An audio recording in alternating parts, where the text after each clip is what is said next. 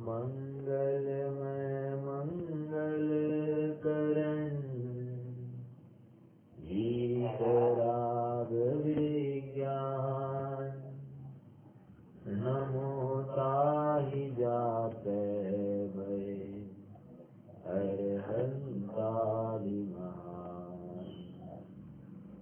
हरि मंगल करियो महान ग्रंथ करण को पार जाते मिले समाज सब पावे निज पर राय इस भव तरु का मूल एक जानहु मिथ्या भाव ताको करि निर्मूल अब करिए मोक्ष उपाय।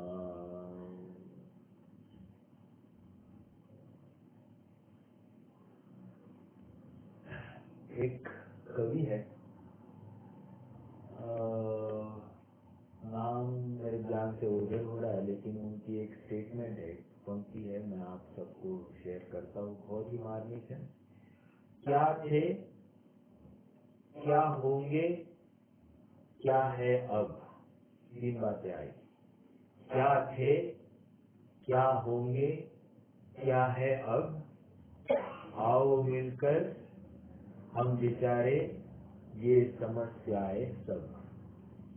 आओ मिलकर ये हम विचारे ये समस्याएं सब। कहने की बात, मैं कौन हूँ, आया कहाँ से और मेरा रूप क्या। तो कहने की वो बात, मैं कौन हूँ, कहाँ से आया और कहाँ जाना है, ये आया ना। क्या थे, क्या होंगे, क्या है अब, मतलब हम भविष्य में क्या होना चाहते हैं, भूतकाल में हम क्या थे, वर्तमान हमारा किस रूप से है। आओ मिलकर हम विचारे ये समस्याएं सब।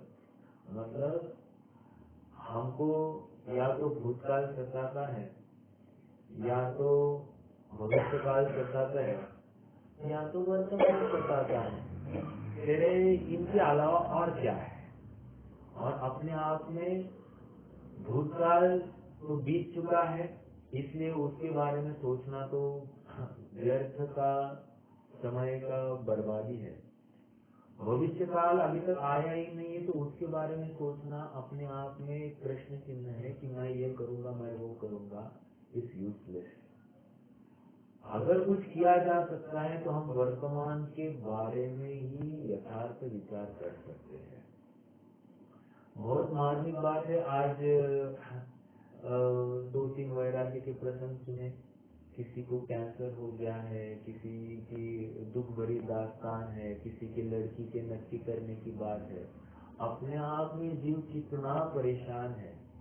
कह रहे हैं कि ये सब बातों को में से हम और आपको इतना स्वर्णिम अवसर प्राप्त हुआ है कि हम इन सब संसार के विकल्पों से हटकर इन जिन वचनों को समझने के लिए अवकाश निकाल कर बैठे हैं। ये अपने आप में परम पुरुषार्थ है। और इस परम पुरुषार्थ का साफल्य तभी होगा जब हम यथार्थ निर्णय, इन वचनों का यथार्थ निर्णय करके अपने जीवन में उसका एप्लीकेशन कर पाए, तो वो परम सफलता होगी। समझ में आया? मतलब हमने स्वयं को ही निधिया देनी है, और यदि हमने यथार्थ निर्णय किया तो ही वो निधिया दे पाएंगे। यदि निर्णय में या विचार में कुछ कमी रही तो निधिया हम दे नहीं पाएंगे। प्रकरण हमारा क्रिया, परिणाम और अभिप्राय को लेकर चल रहा है। कहते हैं कि देवदर्शन की क्रिया है, और देवदर्शन की क्रिया है, और परिणाम सुधरने बिगड़ने का कोई भी यत्न नहीं है। अर्थात देवदर्शन करता है और आंखें यहाँ वहाँ घूमती है, परिणाम बिगड़ने सुधरने का कुछ भी। परिणाम देखो, क्रिया हो रही है देवदर्शन की, और परिणाम वहाँ पर कुछ अलग ही है। यहाँ वहाँ देख रहा है, औरों को देख रहा है, किसने क्या पहना है, किसके हाथ में क्या है, आदि आदि आदि। यदि आप, मैं ज्यादा डिटेलिंग नहीं करूँ, समझ में आया। या फिर जैसे कोई प्रतिमा है, ये हमने इसकी प्रतिष्ठा कराई थी, तो उस प्रतिमा के प्रति हमारी एक विशेष अनुराग होना, और दूसरी प्रतिमा वो हमारे अपर पक्ष वालों ने उसकी प्रतिष्ठा की थी, तो उसमें अनुराग ही नहीं आना, उसमें देव दर्शन का भाव ही नहीं आना। कह रहे हैं ये परिणामों की विचित्रता है। परिणाम बिगड़ने सुधरने का भय नहीं है। क्रिया देखो, दो प्रतिमाएं हैं, एक प्रतिमा में देखो, और बहुत बार होता है ना कि हमने मान लीजिए किसी प्रतिमा को लेकर किसी कोई विधान के कार्य में बोली ली होगी, तो अपने आप में उस प्रतिमा को लेकर हमारा अनुराग विशेष होता है, और दूसरे प्रतिमा के प्रति ऐसा अनुराग नहीं पाया जाता है। तो कह रहे हैं कि दोनों ही तरह भगवान की प्रतिमाएं हैं, तो हमको इसमें ऐसा बायसनेस क्यों है?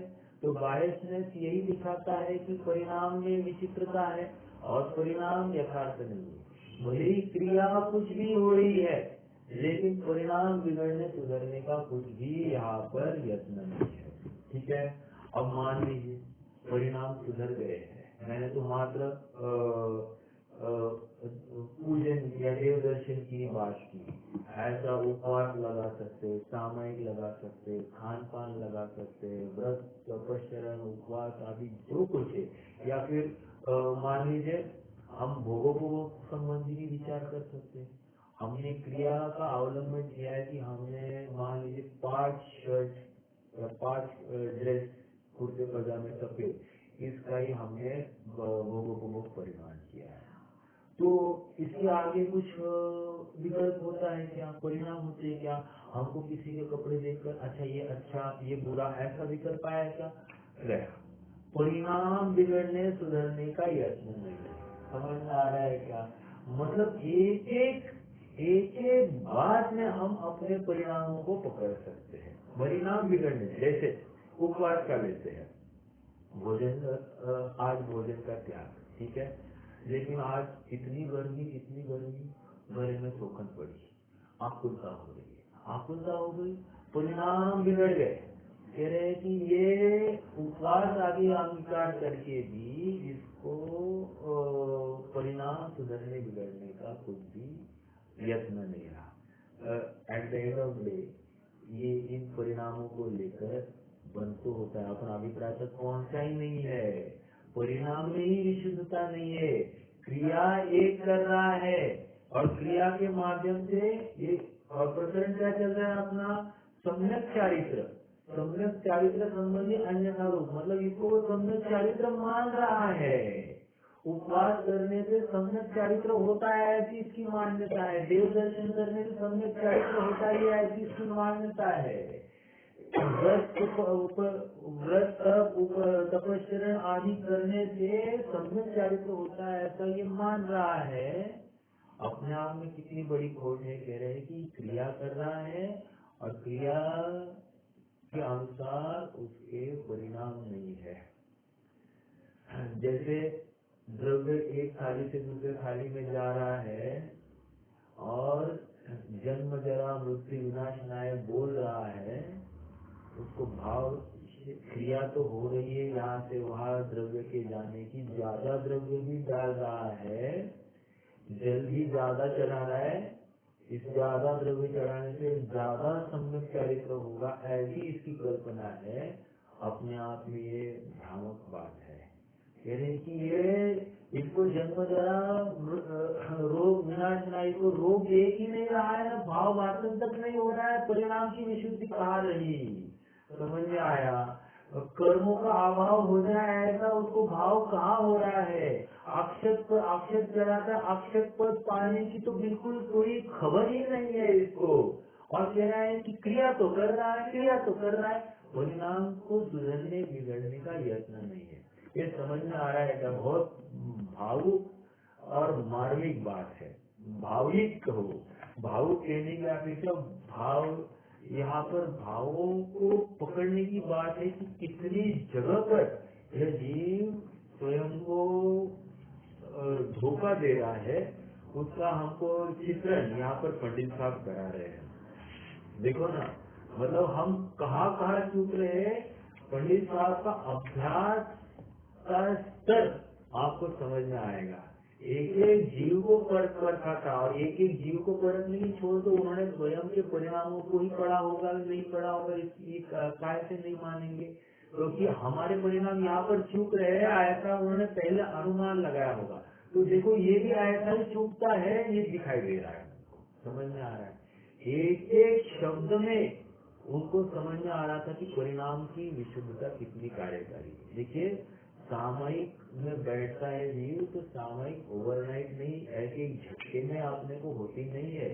सामयिक की सफलता के लिए अपने परिणामों की विशुद्धता या परिणामों के स्तर पर जिस क्रिया का अवलंबन है, चारित्र के, जिसको चारित्र कहा जा रहा है, उस क्रिया का जो अवलंबन है वो भी प्रामाणिक होना चाहिए। अगर वो है ही नहीं तो कह रहे हैं कि परिणाम तो बिगड़े हुए हैं। समझ में आया? देखो ना, झगड़ा करके कोई सामयिक में बैठ सकता है क्या? अभी अभी पत्नी से धमाधम हो गया, तुझे अकल नहीं, तुझे ये नहीं वो नहीं, और ऐसी बात करके कोई सामयिक में बैठे तो क्या दिखेगा? आत्मा दिखेगा या पत्नी दिखेगी? तो कह रहे पत्नी दिखेगी। समझ में आया? या फिर बच्चा दिखेगा, जिससे झगड़ा करके बैठा है वही दिखने वाला है। और कैसे मैं सामने वो क्रिया का कोई वैल्यू नहीं है। तो क्रिया कुछ ही कुछ हो रही है और परिणाम कुछ के कुछ हो रहे हैं। क्रिया बैठा है सामयिक में और परिणाम में पूरा मैंने ये कहना चाहिए था, मैंने ऐसा बोलना चाहिए था, ये सब बातें चल रहे हैं। परिणाम की बहुत ऐसी की तैसी कर दी है। मतलब जिस उत्कृष्ट क्रिया का अवलंबन ले रहा था उसके अनुरूप परिणाम नहीं पाए जा रहे हैं ना। और छोड़ दीजिए अभिप्राय की बात, तो अब बहुत दूर की बात है कि अभिप्राय में मैं शुद्धात्मा को जाऊं, ये बात थी, वो तो बहुत दूर खड़ी रही। समझ में आ गई? ठीक है, आइए थोड़ा सा हम एक ये पैराग्राफ पहले एक बार पढ़ लेते हैं तो रिफ्रेश हो जाएगी कल की बात। क्योंकि मैं समझता हूँ कि हाँ, ये अपने आप में बहुत महत्वपूर्ण प्रकरण है। तो अपन ये पैराग्राफ पढ़ते हैं।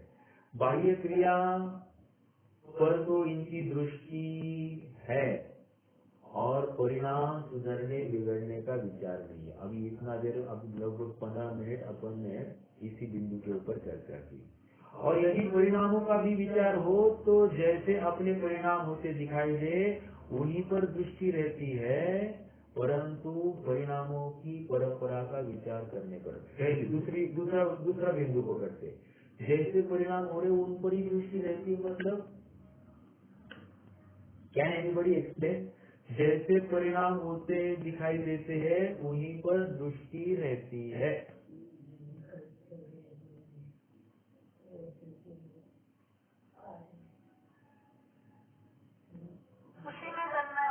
हाँ, एक एग्जाम्पल दीजिए ना।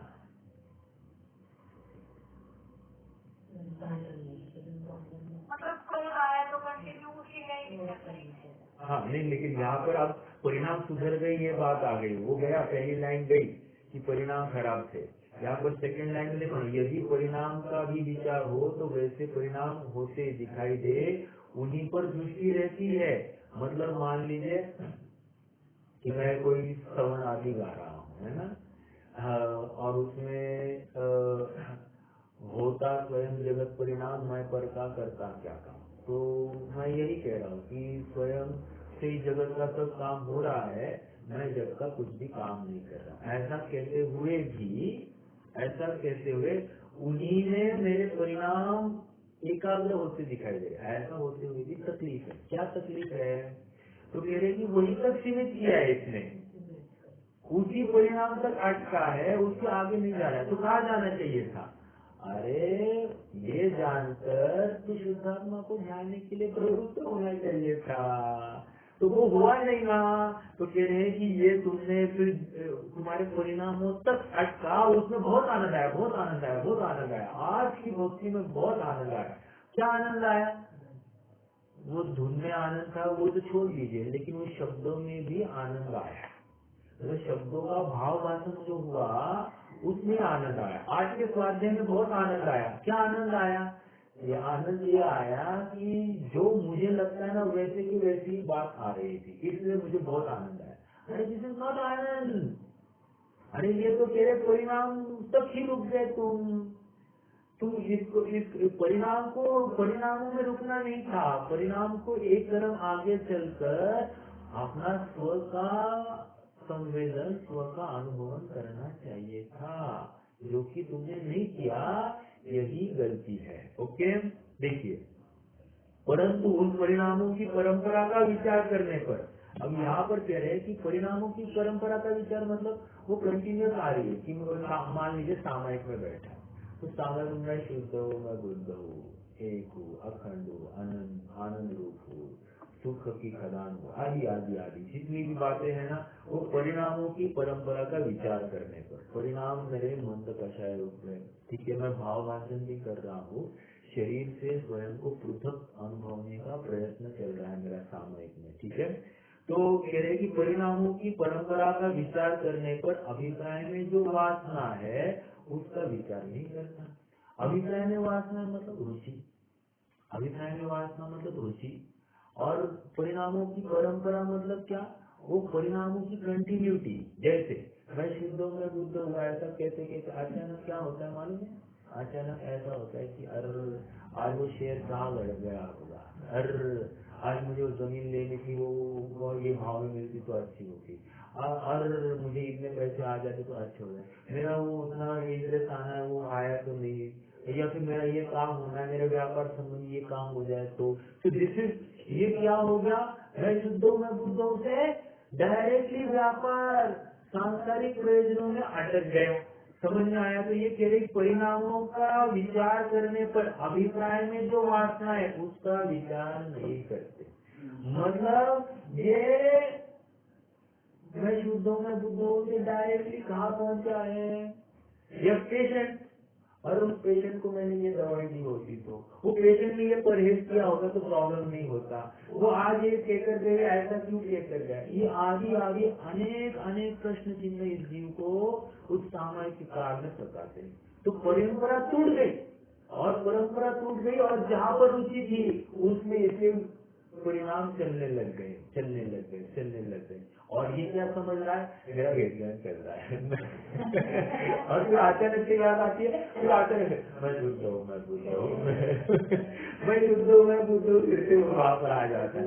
तो कहने की बात ये है कि तुम्हें आत्मा सामायिक के काल में तुम जा रहे हो आत्मा, और तुम्हें दिखाई दे रहे सब जगत के गुणपन तुम्हें वही याद आ रहे हैं। इसका मतलब अभिप्राय में रुचि तुम्हारी पर द्रव्य संबंधी है। पर ने मुझे क्या कहा, मैंने पर को क्या कहना चाहिए था, मैं कैसा इंटरेक्ट करना चाहिए था, आदि आदि जितनी भी बातें हैं वे सब सामने में याद आई। इसका मतलब तुम्हारी अभिप्राय में जो वासना पड़ी है, अर्थात तुम्हारी रुचि जो पड़ी है वो जगत के कार्य संबंधी पड़ी है, अपना अंश पर में मिलाना है, पर से अपने को सुखी होने की कल्पना करना है, यही तो मूल में भूल है, और यही अभिप्राय संबंधी भूल है। समझ में आ रहा है क्या? बहुत जबरदस्त प्रकरण है। आप जितना इसके ऊपर विचार करो, जितना विचार करो, उतनी गहराई में जाएंगे, उतना माल निकलते आएगा, समझ में आएगा।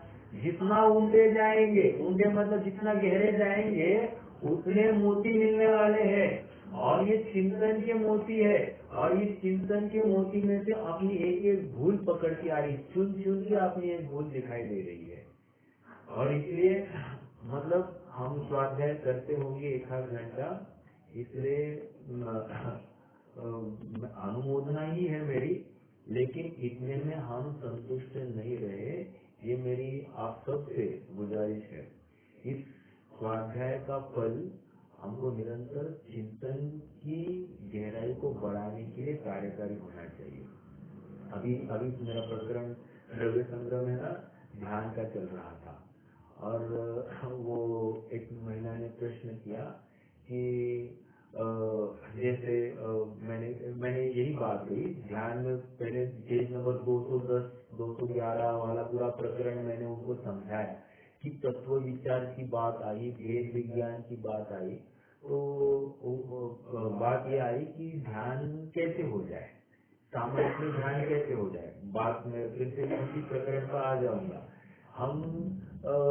मैंने उनको एक ही बात कही, जैसे मैं बोल रहा हूँ तो बोलते समय में जो शब्द निकल रहे हैं ये शब्दों का भी मैं करता नहीं हूँ, ऐसा कहीं ना कहीं कुछ बात हमको लगती है क्या कि ये मैं बोल रहा हूँ, बोलते समय में मैं इन शब्दों का करता नहीं हूँ, ऐसा कहीं अंदर से एक फीलिंग तो आती है क्या, ऐसे भाव वासन, ऐसे परिणाम तो आता है। अभिप्राय की बात नहीं, परिणाम आता है क्या? अगर परिणाम भी नहीं आता है तो क्रिया कुछ की कुछ हो रही है और परिणाम कुछ का कुछ हो रहा है, हमको अभी तक भेद ज्ञान ही नहीं हो रहा है। समझ में आया? मतलब ये शरीर के माध्यम से ही मैं बोलता हूँ, मैं और बोल सकता हूँ, ऐसी मेरी भावना अभी भी पुष्ट हो रही है। ये अभिप्राय संबंधी भूल है। शरीर से अपने कार्य होने की कल्पना है। जैसे भोजन कर रहे हैं अपन, भोजन, और भोजन में थोड़ा सा कम खाने में आ जाए तो आज थोड़ी सी इमीडिएटली लगता है कि आज शाम को भूख लगने वाली है। ऐसा भी लगता है अरे कम खाए तो मेरा स्वास्थ्य मतलब कमजोर हो जाऊंगा।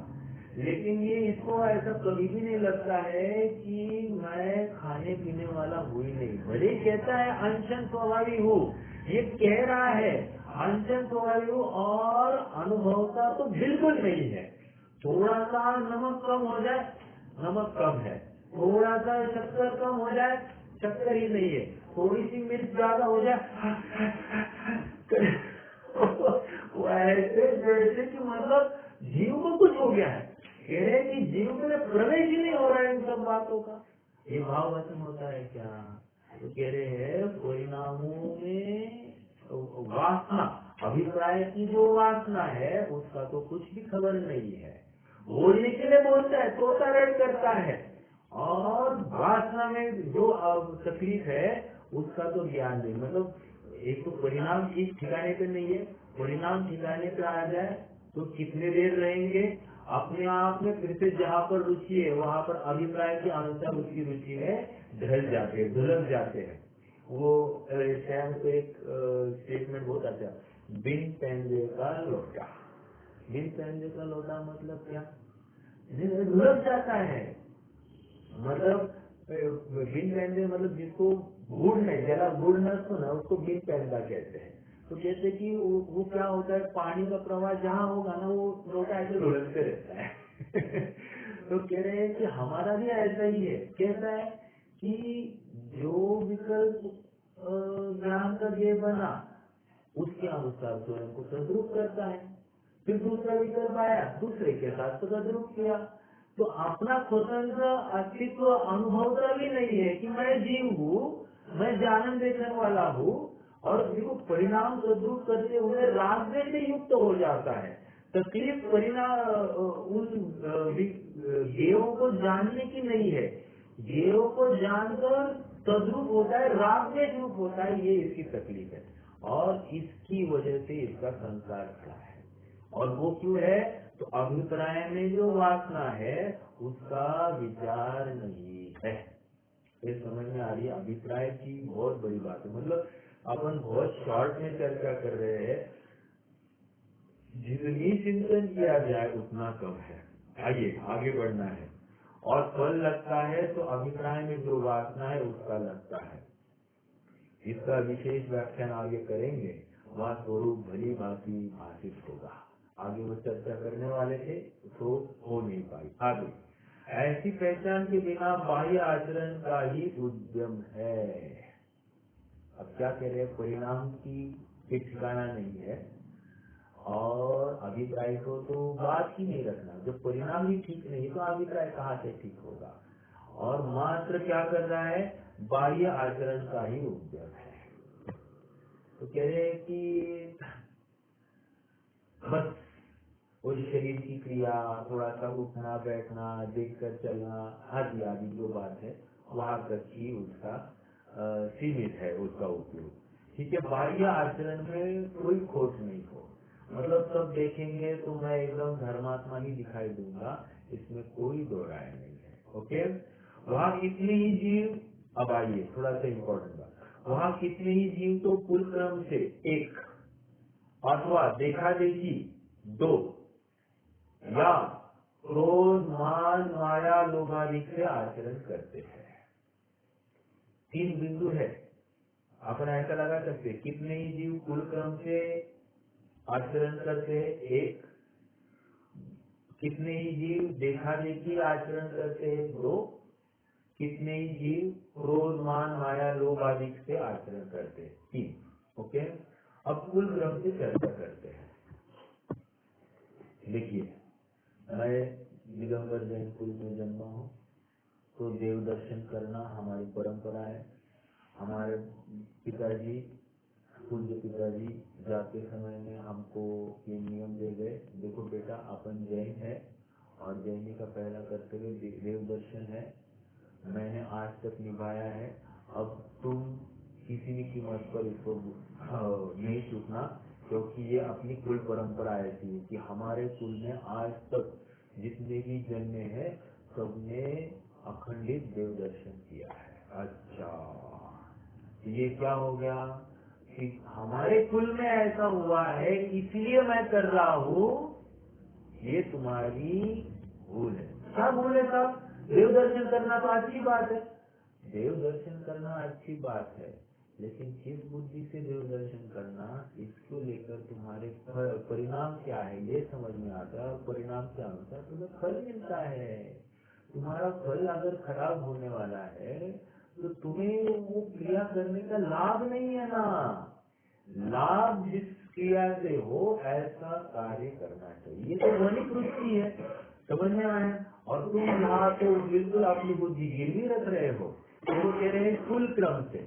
कुल क्रम से मतलब हमारे कुल में ऐसे होता है, हमारे घर में ऐसा ही होता है, या फिर अपने घर की कोई प्रतिमा होगी तो उस प्रतिमा के प्रति हमारी ये परंपरा रही है कि ये ऐसी ऐसी घर में इसकी पूजा आदि हमारे माध्यम से हुई है। ये जितनी भी बातें है तेरे कुल क्रम से, समझ में आया। या फिर दान आदि होता है हमारे घर में, तो इस दिन अमुक दिन पर हमारे कुल की ये परंपरा है कि इस दिन दान होता ही होता है। तो ये सब क्या है, कुल परंपरा से ये क्या हो रहा है, ये धर्मी धर्मों का अवलंबन लेना चाहता है, लेकिन परिणाम क्या है मालूम नहीं। क्योंकि क्या होता है बहुत बार कि इसकी रुचि नहीं हो, बस अभी अपना कुल क्रम है इसलिए हमको करना पड़ता है, तो करना पड़ता है तो प्रवृत्ति दिखाई दे रही है, बट परिणाम में कुछ ही दम नहीं है। और मान लीजिए कि हाँ पूरा जोर से ये मेरे कुल की और इसमें कभी दोष नहीं आई, मेरा कर्तव्य इस बुद्धि से करता है, तो परिणाम में ठीक है कि वहाँ पर कषाय की मंदता दिखाई दे रही है, बट अभिप्राय की धारा क्या कह रही है कि उसको धर्म, घर में धर्म मान लिया है, कि ये भी धर्म मान बैठा है, लेकिन धर्म तो धर्मी के आश्रय से होता है, शरीर के आश्रय से तो होता नहीं है। और तुम शरीर की क्रियाओं को सुधार के, शरीर के माध्यम से कुछ क्रिया करके तुम धर्म होने की कल्पना करते हो, तो अपने आप में अपना अंश पर में मिलाया, पर का अंश अपने में मिलाया, ये तुम्हारी मिथ्या दृष्टि रही। समझ में आ रही बात? तो कुल क्रम से एक। दूसरा देखा देखी, देखा देखी मतलब जैसे दोस्त थे, दोस्त मंडली सम्यक शिखर के दर्शन के लिए जा रहे थे, अच्छा तुम जा रहे हो क्या, अरे मैं भी तुम्हारे साथ आ जाता, तो देखा देखी, देखा देखी वो जा रहे हैं इसलिए मेरे भी जाने के भाव। क्या बुरा है तब इसमें? बुरा ये है कि तुम्हारे परिणाम वहां देव दर्शन करने के लिए क्यों जाना है तुम्हें, नहीं वो जा रहे वो जा रहा है तो पहले तुम्हें क्यों नहीं जाने का भाव हुआ, आज ही क्यों वो जा रहा है तब तुम्हें जाने के भाव हुए। इसका मतलब तुम्हारा देव दर्शन में कोई रुचि नहीं है, और वो समय शिखर जाकर तुम क्या करने वाले हो, हरियाली देखने वाले हो। देखो वहां पर जाएंगे, हरियाली देखेंगे, एकदम ठंडी हवा है, ऐसा 27 किलोमीटर, 9 किलोमीटर चढ़ना, 9 किलोमीटर का प्लेन और 9 किलोमीटर उतरना, और एकदम सुबह 4 बजे 3 बजे, अभी टाइम भी देखो इसका निकलने का, 2:30-3 बजे निकलेगा अंधेरे में, और वहां पर कह रहे हैं कि धर्म की कल्पना करने की बात है। कितना अपने आप में धोखाधड़ी है। समझना इस बात को कि रात्रि में गमन करता है और मानता है कि हम तीर्थ की वंदना कर रहे हैं, रात्रि में कितने जीव को चलते होंगे। समझ में आ रहा है क्या? बट आ जाइए, यहाँ पर क्या है, देखा देखी। देखा देखी मतलब दूसरे ने किया इसलिए हमको करना, वो गए वहां पर इसलिए हम जाकर आए, ये कहाँ से लाया है। तो देखा देखी धर्म की क्रियाओं का अवलंबन करता है। देखा देखी वो करता है इसलिए मैं करूँ, उसने दान दिया इसलिए मुझे दान देना, उसने कोई प्रतिष्ठा कराई इसलिए मैं प्रतिष्ठा कराऊं। ये कहाँ से बात लाई?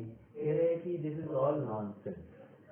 तुम्हारे परिणाम में कोई दम नहीं है, मात्र क्रियाओं का अवलंबन है, और क्रियाओं से तुम धर्म मान रहे हो।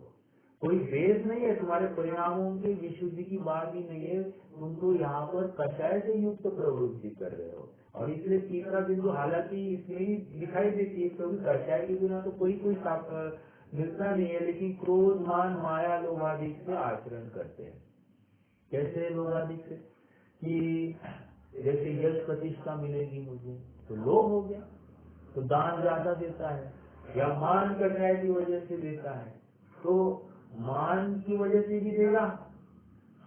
या फिर देखो ऐसा होता है ना कि चलो भैया बोली जा रहे हैं, बोली जा रही है, चलो चलो जो देगा उसका भी भला, आदि आदि जो कुछ है, और फिर 5,000, 6,000, 7,000 ऐसा भाव बढ़ते जा रहा है, और जहाँ पर भाव बढ़ते जा रहा है इसके परिणाम भी ऊपर नीचे होते जा रहे हैं।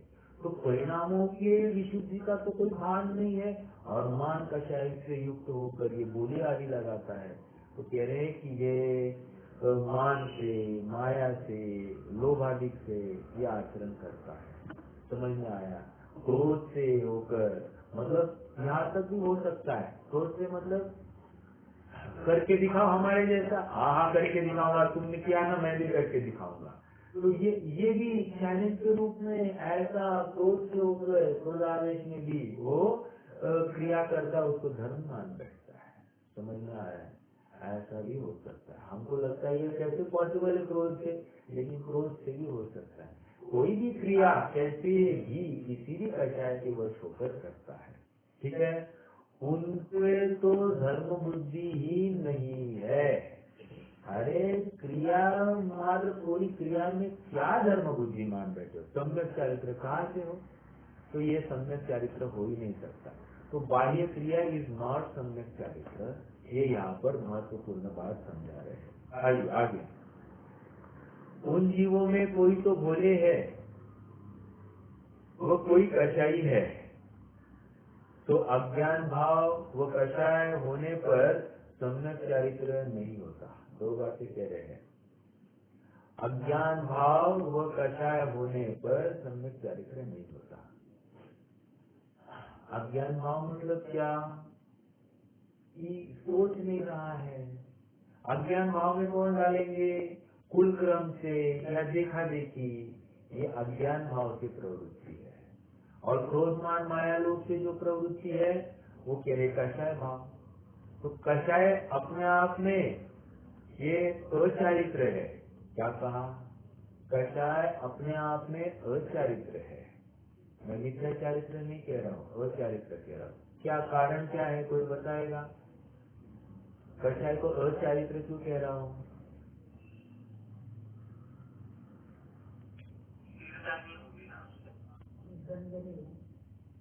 कषाय को अचारित्र इसलिए कह रहे हैं क्योंकि अपन मात्र कषाय की चर्चा कर रहे हैं। जब हम मिथ्यात्व से युक्त कषाय की बात करेंगे तब हम कहेंगे वो मिथ्या चारित्र है। समझ में आ रही है बात? नहीं तो ओरिजिनली ओनली कषाय इज अचारित्र। कषाय का विपरीतपना अचारित्र है, मिथ्या चारित्र नहीं है। लेकिन मिथ्यात्व के साथ में है, इसलिए भी उसको मिथ्या चारित्र कहा जाता है। समझ में आ रहा है क्या? कहाँ पढ़ी थी हमने बात? कहाँ पढ़ी थी?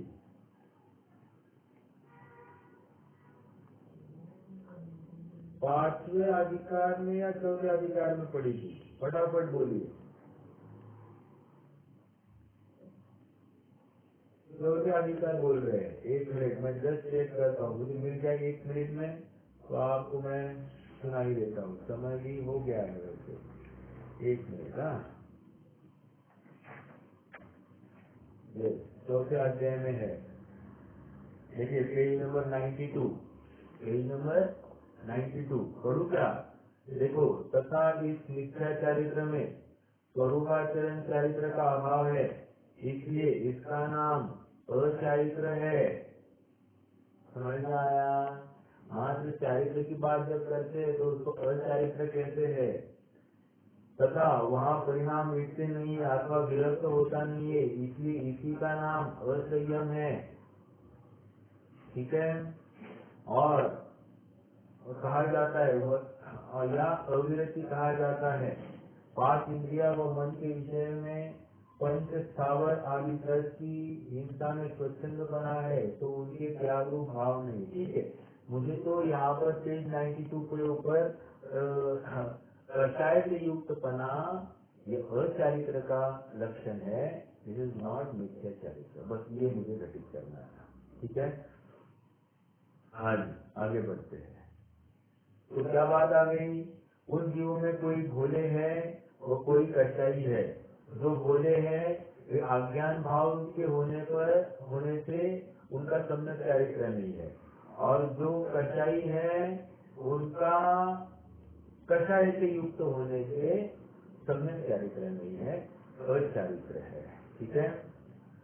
तथा कितने ही जीव ऐसा मानते हैं कि जानने में क्या है, कुछ करेंगे तो फल लगेगा, ऐसा विचार कर व्रत तप आदि क्रिया ही के उद्यमी रहते हैं और तत्व ज्ञान का उपाय नहीं करते। देखो, बहुत महत्वपूर्ण बात है। क्या कह रहे हैं? कुछ जीव क्या कह रहे हैं? मात्र जानने से, तत्व चिंतन करने से क्या होता है? मैं शुद्ध हूँ, मैं बुद्ध हूँ, ऐसा करने से क्या होता है? व्रत करो, तप करो, तपस्या करो, कुछ त्याग करो तो काम होगा। इनको त्याग मतलब कोई वस्तु का छोड़ना ही त्याग है, लेकिन इनको ये ज्ञात ही नहीं है कि आत्मा में एक त्यागोपादान शून्य तो शक्ति है। एक शक्ति है आत्मा में। क्या है? त्यागोपादान शून्य तो शक्ति। क्या कहती हो त्यागोपादान शून्य तो शक्ति? आत्मा में जैसे कि आत्मा में ऐसी कोई एक्स्ट्रा बात नहीं है कि वो उसका त्याग कर सके। एक उपादान, क्या आत्मा में ऐसी कुछ कमी नहीं है कि उसको बाहर से कुछ ग्रहण करना पड़े। तो उपादान त्यागोपादान शून्यत्व शक्ति, इन दोनों से शून्य है। शून्य मतलब क्या? एक कुछ ज्यादा नहीं है कि उसको किसी और को दिया जाए, और ऐसा कुछ कम नहीं है कि बाहर से किसी से दिया जाए। त्यागोपादान शून्य को शक्ति, देखो ना कितनी जबरदस्त शक्ति है। इसका ही चिंतन करते रहिए, इसका ही चिंतन करते रहिए, अपने में से पामरता हट जाती है। मुझे ये चाहिए, भूख लगी है, खान पान करना है, पैसे चाहिए, भोग चाहिए, आदि आदि जो भी ऐसी मांगी लाल की वृत्ति है इस जीव की, वो अपने आप खत्म हो जाती है। त्यागोपादान शून्य को शक्ति, अपना जीवन चलने के लिए अर्थात ये आत्मा बना रहने के लिए इसको ऐसी किसी भी पर वस्तु की जरूरत नहीं है कि जिसको लेकर ये पूर्ण हो जाए, और ऐसे कुछ किसी को देने की जरूरत नहीं कि जिस जिसको लेकर वो दूसरे का उपकार कर सके या ये फिर से कंप्लीट स्वयं को ये करे। तो कहने की बात त्यागोपादान शून्यत्व शक्ति। अब ये इतनी बात क्यों करी? इसलिए करी क्योंकि ये कल्पना कर बैठा है क्या कि कुछ करेंगे तो फल लगेगा, मतलब सम्यक चरित्र कब होगा? कुछ न कुछ क्रिया दिखाई देनी चाहिए, मात्र कोरे बैठने से कुछ होता नहीं है, ऐसी इसकी कल्पना है। या कोरे शास्त्र आदि पढ़ने से कुछ होता नहीं है, ऐसी इसकी कल्पना है। देखो जगत को भी उपवासी जीव ज्यादा तपस्या वाला दिखाई देता है और स्वाध्यायी जीव कम तपस्या वाला दिखाई देता है। ये जगत की ऐसी विचारधारा है। कहने की बात इतनी है कि भले ही उपवासी जीव ज्यादा तपस्या वाला दिखाई देता हो, बट वहाँ पर स्वाध्याय को परम तप कहा है।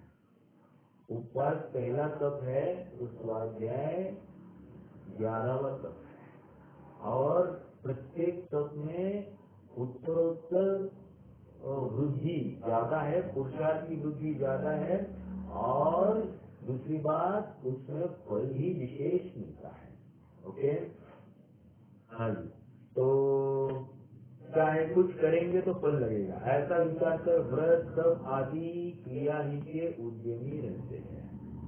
निरंतर डे इन डे आउट उपवास, डे इन डे आउट कोई ना कोई व्रत अंगीकार करना, कोई तो तप करना। तो कह रहे हैं कि ये सब बात ठीक है, ये व्रत तप क्यों करना? हम पहले भी देख आए हैं क्यों करते हैं व्रत तप। इसके लिए कषाय विषय आहारो त्यागो यत्र विहीयते। कषाय विषय और आहार, तीन बातें। कषाय विषय और आहार का जब त्याग होता है तब हम उसको उपवास कहते हैं, तो उसी को तप कहेंगे। और तुम क्या कर रहे हो? तुम तो मात्र कोई क्रिया में ही प्रवृत्ति कर रहे हो, तो कब क्रिया कर रहे हो तो कोई हर्जा नहीं है, लेकिन साथ साथ परिणाम में तो कोई वैल्यू नहीं है। तुम्हारे विषय कषाय में प्रवृत्ति है, तुम्हारे भोगों में प्रवृत्ति है। तुम्हें आज उपवास कर रहे हो तो कल क्या पालने में खाना, ये भी कल पड़ रहा है, या कल उपवास करना है तो आज क्या क्या खाओ तो कल तकलीफ नहीं होगी उपवास के दिन, ये प्रश्न पड़ रहा है। तो इसका मतलब तुम तो कषाय से युक्त हो और व्रत की क्रिया से तुम धर्म मान बैठे हो, लेकिन तुम्हारा आगा और पीछा देखा जाए तो तुम्हारे उस व्रत में या तप में कोई भी वैल्यू नहीं है। समझ में आ रही है? तो कह रहे कि परिणामों की तो कोई खबर ही नहीं है, ठिकाना ही नहीं है यहाँ पर। और क्रिया ही में उद्यमी रहते हैं, तत्व ज्ञान का उपाय नहीं करते। तत्व ज्ञान का उपाय नहीं करते मतलब नया विषय स्वाभाविक हो ऐसा निर्णय ही नहीं करता है।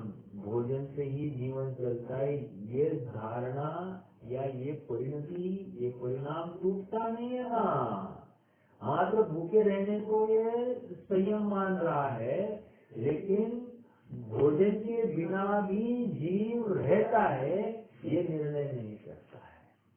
बहुत बड़ी बात है। आप थोड़ा सा विचार करना कि मैं भोजन के बिना भी इसका जीवन चल सकता है, ये कल्पना ही नहीं करता है। और मान लीजिए कदाचित कर भी ले तो नहीं खाने का कर्ता हो जाता है, मतलब फिर से तो कर्ता मतलब खान पान का कर्ता ही नहीं है। ऐसा होते हुए भी नहीं खाने का कर्ता हो गया, ये भी एक कर्तृत्व का भार अंगीकार करता है। ये भी शरीर आश्रित बुद्धि होने पर ही काम होता है। समझ में आ रहा है क्या? तो ये महत्वपूर्ण बात, इसके तकलीफ दिखाई दे रही है। ऐसा विचार कर व्रत तप आदि क्रिया ही के उद्यमी में रहता है, तत्व ज्ञान का उपाय नहीं करते। तत्व ज्ञान देखिए ना, अपन ने भावये भेद विज्ञान विदमिच्छन्न धारया यावत् त्यावत् पराचित्वा ज्ञानम ज्ञाने प्रतिष्ठिते। वहाँ पर भावये भेद विज्ञान का अर्थ क्या किया था? कोई बताएगा क्या मुझे?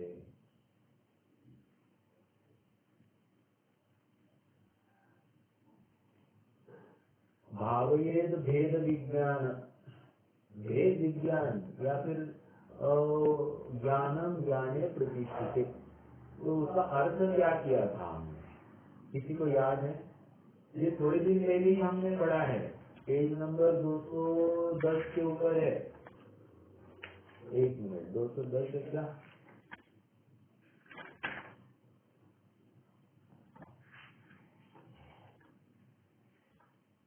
हाँ, 210 211।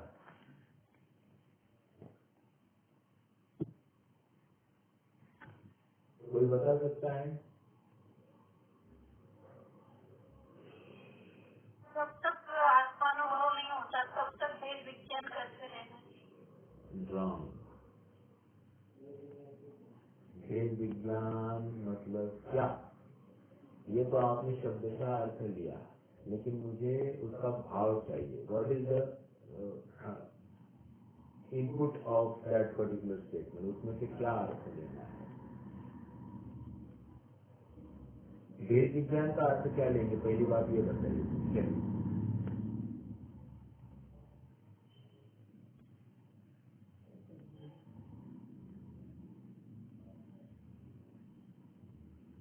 हाँ बोलिए ना मैम जी, आप ट्राई कीजिए।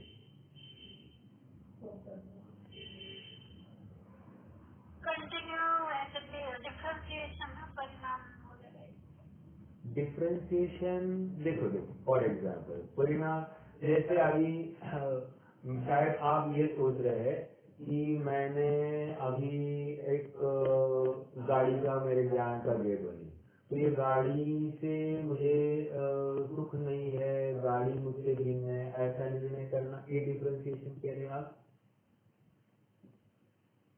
नहीं, अपने परिणामों में ही डिफरेंशिएशन। तो परिणाम, ये तो परिणाम में ही डिफ्रेंसिएशन कर रहा हूँ ना, कि गाड़ी मैं नहीं हूँ, गाड़ी या फिर सोना है, चांदी है, कोई हार देखा या कोई भोजन देखा, कोई पंच पकवान देखे, तो कोई इष्ट वस्तु देखी, अपने प्रियजन देखे, तो इनको देखकर क्या भेद विज्ञान करना,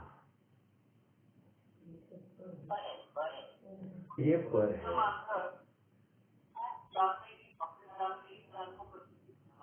हाँ, बात तो बराबर है, ज्ञान में ज्ञान में प्रतिष्ठित करना, लेकिन वो बात नहीं है। कह रहे कि किसी भी ज्ञेय को जानो, आई रिपीट, किसी भी ज्ञेय को जानो, उसको जानकर राग द्वेष नहीं करना, दिस इज भेद विज्ञान। ये समझ में आ रहा है क्या? आप भूलना नहीं है, आप कोई भी भूलना नहीं, क्योंकि ये क्वेश्चन में डालने वाला हूँ। तो कहने की बात ये है कि ज्ञानम ज्ञाने प्रतिष्ठित, मतलब ज्ञान, ज्ञान का कार्य कर रहा है जानना जानना, और जानते हुए वो स्व को जाने पर को जाने, इसको विकार होता ही नहीं है। दिस इज भेद विज्ञान। समझ में आ रहा है क्या? भावये भेद विज्ञान इदमिच्छन्न धारया यावत यावत पराजत्वा ज्ञानम ज्ञाने प्रतिष्ठित का अर्थ, ज्ञान ज्ञान में प्रतिष्ठित होना मतलब ज्ञान ने जब जाना स्वज्ञ को जानो, नहीं तो परज्ञ को जानो, जानने के बाद में इसको विकार उत्पन्न नहीं हुआ, इसको भेद विज्ञान कह रहे हैं। समझ में आया? फिर किसको भी जानो, फिर वहां पर उदाहरण दिया था, आप सबको याद होगा कि कोई स्त्री है, वो पर घर में भी जाए, विकार को प्राप्त नहीं हो, तो फिर वो निश्चिंत जाए, वो उसको कुछ फर्क नहीं पड़ता, मतलब वो शीलवान ही है, ऐसा उसका अर्थ किया था। आपको याद होगा कि कोई महिला पर घर में जाकर विकार को प्राप्त नहीं हुई, तो महिला शीलवान ही है, ऐसा हम मानेंगे। तो वैसे ही यह ज्ञान पर को जाने, पर को जानकर विकार को प्राप्त नहीं हुआ, अर्थात राग द्वेष को प्राप्त नहीं हुआ, तो वो ज्ञान निर्विकल्प ही है। अपन ने बहुत हुआ वो की रोहित भाई किधर है, दिखाई नहीं दे रहे मुझे, तो कह रहे कि वो ज्ञान निर्विकल्प ही है। निर्विकल्प मतलब राग द्वेष से रहित है, वही भेद विज्ञान है। समझ में आया? देखिए, प्रकरण जब चर्चा करते हैं ना, तो चर्चा के बाद में ना उसका अच्छा मनन और मंथन होना चाहिए। समझ में आया? मात्र स्व को स्व जानना, पर को पर जानना, जो आज जी ने कहा, ये तो बात ठीक है, लेकिन राग द्वेष से रहित होकर जानना है। मूल बात राग द्वेष से रहित होने की है। समझ में आया? और ये जितनी भी क्रियाएं कर रहा है ना कहीं कर्तापना है, और जहाँ कर्तापना है वहाँ पर राग द्वेषपना भी पाया ही जाएगा। समझ में आया? देखो, और एक बात आप थोड़ा सा नोट करना, यहाँ पर दो एंगल से उन्होंने इसका चारित्र की खोट निकाली है। कौन से? एक तो अज्ञान भाव से और दूसरा कषाय से। देखो, हमने एक प्रकरण भी सुना है, एक मोक्ष प्रकाशक में भी बात आई है कि झूठ काय से बोला जाता है, किन कारणों से झूठ बोला जाता है।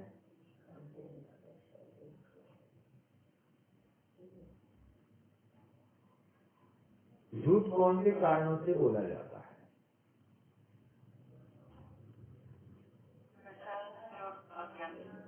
बराबर। देखिए, कषाय से और अज्ञान से। बराबर। तो कह रहे एक तो कषाय मतलब राग द्वेष से युक्त होगा तो झूठ बोलेगा, और अज्ञान मतलब क्या? पूर्ण ज्ञान नहीं है, कुछ पूरा जान नहीं रहा है और तो बोले तो भी वो अज्ञान है, उसके वो झूठ बोल सकता है। झूठ मतलब जो सत्यार्थ नहीं है वो बोल सकता है। अब देखो, तो यहाँ पर भी वही लिखे, तो अज्ञान भाव वो कषाय होने पर सम्यक चारित्र नहीं होता। समझ में आया? तो सम्यक, ये आप नोट कर रहे हैं क्या? ये बात किस पॉइंट को पंडित साहब हाईलाइट करना चाहते होंगे?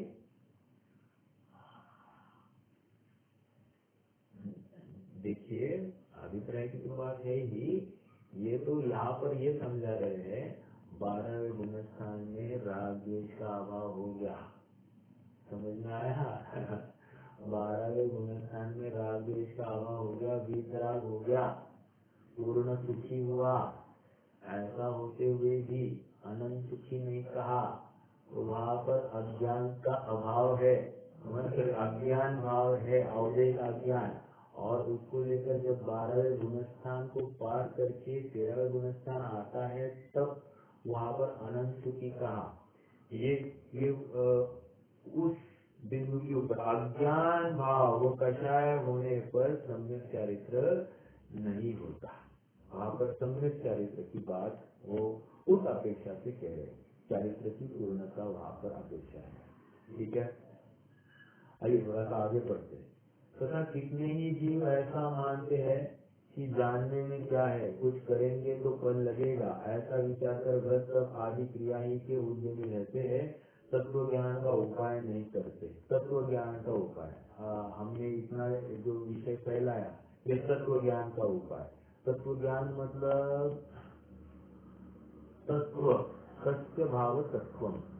तो जैसा वस्तु है वैसा निर्णय करना ये तत्व ज्ञान है। जैसी वस्तु है वैसा निर्णय करना, और तत्व ज्ञान के साथ साथ क्या है? राग द्वेष नहीं करना। दो बातें आ गई। ठीक है, तो तत्व ज्ञान के बिना महाव्रत आदि का आचरण भी मिथ्या चारित्र ही नाम पाता है। मतलब तत्व ज्ञान नहीं है, यथार्थ निर्णय नहीं है, आपा पर का भेद ज्ञान नहीं है, या ये राग द्वेष से युक्त हो रहा है पर पदार्थ को लेकर या दो पदार्थ को लेकर, तो कह रहे हैं उसके मिथ्याचारित्र है। और तत्व ज्ञान होने पर बुद्धि व्रताधिक नहीं है, अंडरलाइन दिस, और तत्व ज्ञान होने पर बुद्धि व्रताधिक नहीं है, तथापि असंयत सम्यक दृष्टि नाम पाता है। इसलिए पहले तत्व ज्ञान का उपाय करना, पश्चात कषाय घटाने के लिए बाह्य साधन करना, यही योगिंदु देवकृत शावकाचार्य ने कहा है। धनतन भूमि हम बाहिरा जिय वयरुंख न होती। अर्थ, इस सम्यक दर्शन भूमि का बिना हे जीव रज रूपी वृक्ष नहीं होते हैं, अर्थात जिन जीवों के तत्व ज्ञान नहीं है वे यथार्थ आचरण नहीं आचरते। देखिए, थोड़ा सा मैं आपको एक शब्द के साथ आपका ज्ञान आकर्षित करता हूँ। ठीक है, समय तो हो गया है, लेकिन थोड़ा सा देखिए। देखो, ज्ञान शब्द कैसा यूज होता है? ज्ञानानंदमयी आत्मा, एक, ठीक है, ज्ञानानंदमयी आत्मा, एक बात हो गई। दूसरा, ज्ञान दर्शन स्वभावी आत्मा, दो, और ज्ञान दर्शन चारित्रात्मक आत्मा, तीन। तो इसमें आप क्या नोटिस कर रहे हैं? ज्ञान तीनों बातों में कॉमन है। ज्ञान बिना आत्मा का परिचय हो ही नहीं सकता है। ज्ञान की महत्ता हमको तीनों बातों में दिखाई दे रही है। ज्ञानानंदमय आत्मा, दर्शन ज्ञानमय आत्मा, ज्ञान दर्शन चारित्रात्मक आत्मा, मतलब श्रद्धा ज्ञान चारित्र, वहां पर भी आत्मा। तो कहने की बात इतनी है कि ज्ञान सब जगह पर मुख्य है। मैं इतनी बात क्यों कर रहा हूँ? तत्व ज्ञान का उपाय नहीं करते, या फिर क्या है, तत्व ज्ञान का उपाय करना। इसलिए पहले तत्व ज्ञान का उपाय करना, पश्चात कषाय घटाने के लिए बाह्य साधन करना। ये क्या कर रहा है? पहले बाह्य साधनों का अवलंबन कर रहा है और तत्व ज्ञान को करता ही नहीं है। समझ में आया? अर्थात कौन सी क्रिया मेरी है, कौन सी क्रिया शरीर की है, और मैं क्या मान रहा हूँ, मेरे परिणाम किस प्रकार के है, इसका तो उसको भान ही नहीं है। बस क्रिया कर लेता है, और शरीर की क्रिया से ही जीव का कल्याण होता है, ऐसा मान बैठता है। देखिए ना, थोड़ा सा उदाहरण लेते हैं। मान लीजिए आज कोई जीव बहुत व्रत तपस्या कर रहा है और धमाधम उपवास से उपवास होते जा रहा है और स्वयं को धर्मात्मा मान रहा है। यदि कल को जाकर डॉक्टर ने उनको कह दिया कि भैया तुम्हारे शरीर के लिए उपवास ठीक नहीं है, तुम्हें थोड़ा कुछ न कुछ खाना पड़ेगा, तो कम खाओ लेकिन तुम्हें खाना तो पड़ेगा। तो कह रहे हैं कि इसको अभी तकलीफ होने लगती है, अब अपना धर्म कैसे पलेगा, अब अपना धर्म कैसे पलेगा। तो ये बहुत बड़ी तकलीफ है। इसका मतलब ये शरीर आश्रित धर्म को या फिर किसी क्रिया को धर्म मान बैठा है, शरीर से ही अपना धर्म होने की कल्पना कर बैठा है। अब शरीर रहित हो गया तो वहां पर धर्म कैसे होगा? अर्थात सिद्ध अवस्था में धर्म कैसे होगा? विचार करना चाहिए। या फिर शरीर तकलीफदायक हो गया, शरीर को सूट नहीं होता है, तो उस समय में क्या करेगा? तो इसका मतलब इतना ही लेना कि धर्म तो आत्मा के आश्रय से होता है। शरीर रूप जो कोई व्यवहार चलता है वो क्रिया ठीक है, लेकिन सबसे पहले तत्व ज्ञान होता है। तत्व ज्ञान क्या होता है कि शरीर से धर्म होने की कल्पना, यही मिथ्या कल्पना है। शरीर से वो परिचायक है, शरीर की क्रिया वो परिचायक है आत्मा के परिणामों की, लेकिन आत्मा के परिणाम एक जाति के और क्रिया एक जाति की, तो ये हो नहीं सकता। इससे धर्म नहीं दिखाई देता है। तो महत्वपूर्ण बात यहाँ पर आत्मा के परिणाम को मुख्यता है और उसको लेकर ही धर्म की कल्पना की जा सकती है। व्रत तप आदि जो कुछ है ये आत्मा के परिणामों के साथ में जुड़े हैं, क्योंकि व्रत तप ये कोई शरीर आश्रित बात नहीं है, ये तो ज्ञान की चिंतन धारा है। ज्ञान की ज्ञान को अपने स्वरूप की महिमा है, ज्ञान में प्रतिभाषित हुई अपने स्वरूप की महिमा है, उसको लेकर ये व्रत तप होते हैं। समझ में आ रही बात? तो मैं कुछ खाता ही नहीं, मैं कुछ खाता ही नहीं, मैं कुछ त्याग कर ही नहीं सकता। ऐसे अभी 24 परिग्रह त्याग करे मुनिराज जी, है ना? तो 24 परिग्रह का त्याग करते हैं क्या? मेरा प्रश्न है, 24 परिग्रह में से कौन से परिग्रह का सचमुच त्याग करना है? आत्मा को किसका त्याग करना है? बोलिए। तो कह रहे किसी का भी नहीं त्याग करना, वो तो उसने पर में जो अपनत्व स्थापित किया है उस अपनत्व का त्याग है। उसको त्याग कहा जाता है, लेकिन स्वभाव दोषी की तरफ जाकर देखे, स्वभाव के समीप जाकर देखे तो उसमें राग द्वेष विषय कषाय का कुछ अंश ही पाया नहीं जाता है। जब स्वभाव में अंश ही नहीं है तो त्याग किसका करे? तो त्याग पर्याय में जो विकार है, जो पुरुषार्थ की कमी है, उस अपेक्षा से ये सब कथन चलते हैं। स्वभाव अपेक्षा तो आत्मा में कुछ भी कमी नहीं है, जो का जो भरपूर पड़ा है, ऐसा निर्णय हमारा होना चाहिए। ठीक है, ये बात अपनी हो गई। आज रुकते हैं, कुछ प्रश्न है तो प्रश्न रख सकते हैं, नहीं तो फिर अपन निर्माण स्थिति करेंगे।